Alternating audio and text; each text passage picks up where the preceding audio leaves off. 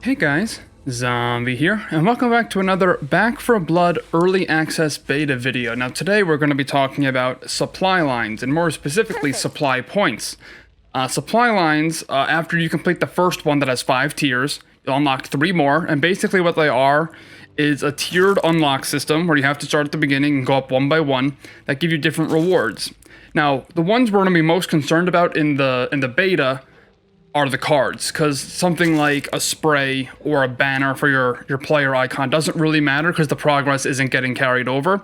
But if you're trying to complete those harder difficulties, some of these cards towards the end are very good and could definitely help you in that quest. If we take a look at the last card in this one, it's plus 10% ammo capacity for your entire team. There are cards that do that just individually, but this one's for your entire team. In this one, we have increased healing efficiency at the cost of stamina, as well as if someone goes down, or you or someone on your team, your whole team regenerates 25 health over 10 seconds. Now, it by itself doesn't seem that great to me, but if you have everyone running this card, you get a 100 health heal. That could be huge if someone goes down. And this is the really crazy one. At the end of this one, you can shoot while sprinting. Now, that is absolutely bonkers. That should make the game so much easier on harder difficulties when you're constantly trying to either get away from an ogre or get away from some sort of special infected and shoot the zombie in front of you while you're running so they don't slow you down. But as you can see, I mean, I already have a lot of stuff unlocked, but this card for increased stamina, sprint, efficiency, and health, it's 30 supply points. This one's 70 for increased movement speed if you get hit by an attack that does 10 or more damage, which is probably every attack on the hardest difficulty. And then another 150 on top of that for this one. And you know, obviously I have the first 5 here. I have the first 7 and the first 7. Both these banners cost 30, but I'm saving them until after I get all my cards. And, you know, it costs a lot of supply points to get all these cards unlocked for the harder difficulties for your deck building. So we want to try to get it in the most time-efficient way possible, because obviously the beta is not going on forever.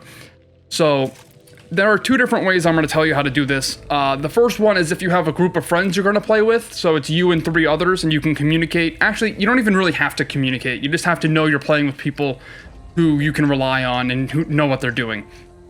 And how you're going to do that is you're going to boot into a game with all your friends, so all your friends would be here. You'd click onto campaign, and then you'd go to create run, because I had a run from the past that I didn't remember having. So by default, it'll put you on the easiest difficulty starting at the beginning of Act 1, the very first mission. And if you have completed the campaigns before, you should be able to start at any mission you'd like. And what you should do, because it's, in my opinion, and through my testing and what I've seen, by far the quickest mission is, believe it or not, the very last one. The final mission of the second campaign. And I have a clip from my Twitch from earlier today where me and 3 friends, all of whom have never completed this mission before, they did it for the first time, and I was there. And we probably did it in roughly 6 or 7 minutes. I'll put a timer up so we can see exactly how long it was in the clips that I'm going to show. And we got, I believe, 23 supply points for maybe 5 or 6 minutes, which is very good, compared to something like Abandoned, which in my opinion is the hardest level in the beta, at least as of right now. And it's also very long, like 30 something in this one, but the mission probably took 15-20 minutes for 35, when you can get just over 20 in about 5 minutes. So it's like 40 in 10 minutes, and then 60 in 15, which is probably roughly the time it took to complete this and get 30. So it's roughly, this is obviously, I don't have exact numbers, but it's roughly 2 times as effective, you know, roundabout. So I'm gonna play some clips. I'm gonna put a timer on it for when we left the door, and we'll see how long it took and how many supply points we got. Make sure you're fit as All right, this last level's super easy, so we'll just go. Alright, I'm gonna fire it. Yep.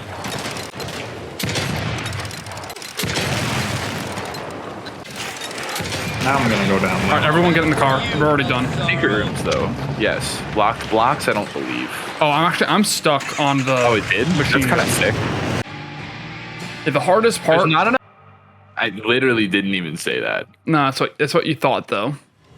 Well. that 20, I can't. wow. Okay, so the best way to farm this is definitely to play the final mission over and over.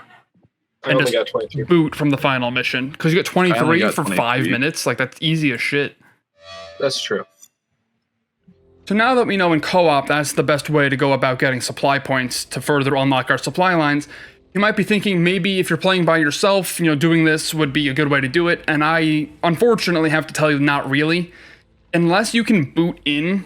So right now if I wanted to play this map, right, I select the mission, which I already have, and I would have to create run. And it would search, and if it finds someone who's also searching for that, it'll put me in with them. But if it doesn't, and in my experience more often than not, it'll put you in by yourself with 3 bots. And the bots in the beta are completely useless. In the alpha, they were at least, to my recollection, decent. They would heal themselves, they'd pick up guns and shoot, whatever. In the beta, they don't pick up guns, they don't heal themselves, they just stand there and get beat up by the zombies, they don't try to run away or try to avoid damage. They'll hop on the turret and not shoot it, and just sit there, not help teammates at all. So now you're down to 3 people out of 4, and the 2 that are with you are bots who are also doing nothing, essentially. So you'd have to solo the whole thing by yourself, and with all the loading of the gun and the firing and the unloading of the round you put in, you're so defenseless for so long that it's nearly impossible to do by yourself with no other humans. Now, 2-player could be possible, but I wouldn't recommend doing this solo.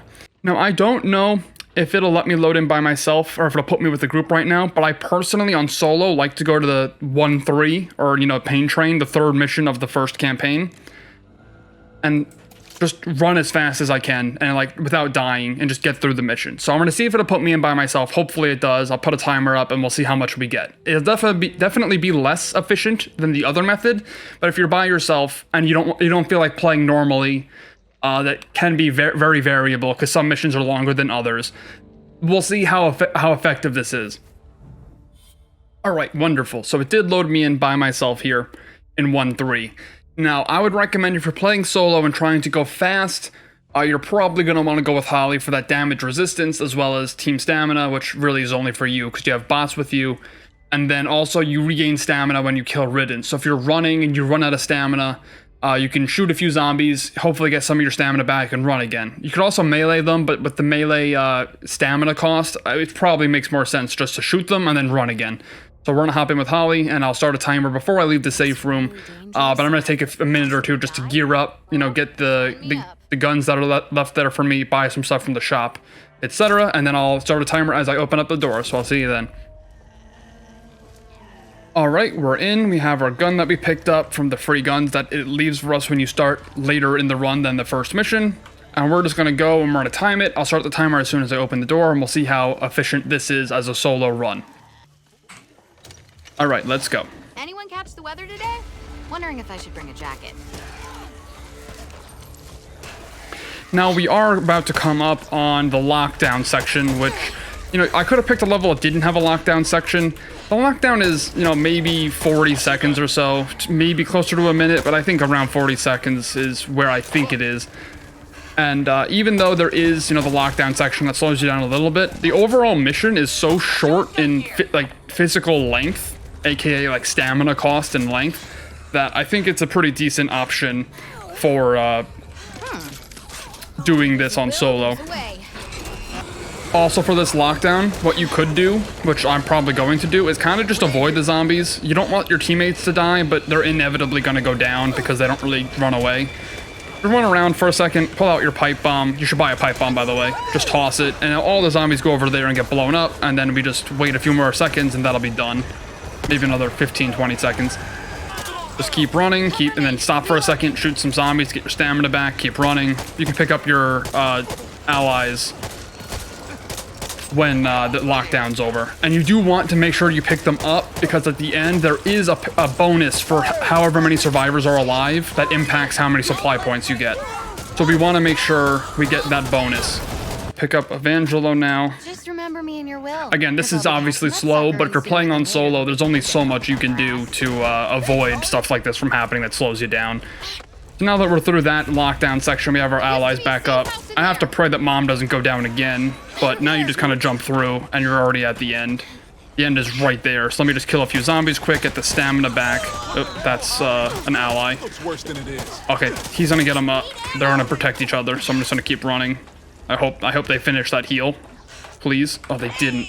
All right, good. I gotta go back then, which is unfortunate, but Again, the end is literally right there. There's slowdowns like this just because, of course, there is. You're playing with bots. Like I said, the bots in the beta are very bad.